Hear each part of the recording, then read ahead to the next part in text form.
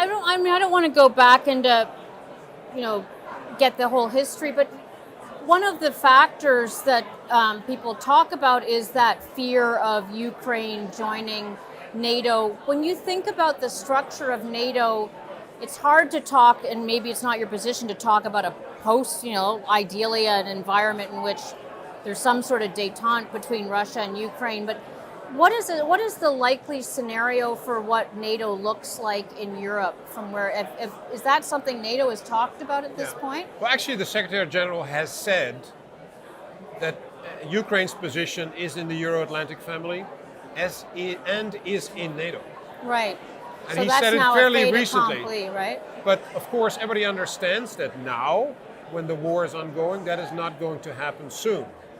And there's some other issues that need to be solved when you become a member. I mean, if you want to become a member of the alliance, there's a number of things you have to show, have to prove that you have arranged it.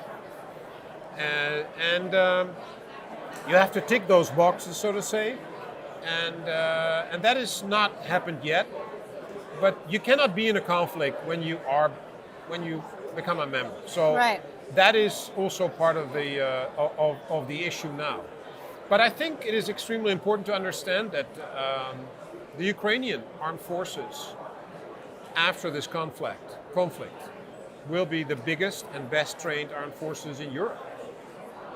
And so we need to make sure that they get the rightful place in the European security architecture.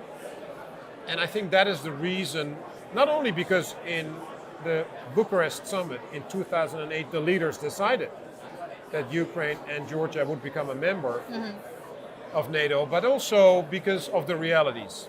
And I think it is a political discussion, primarily, whether or not a nation becomes a member.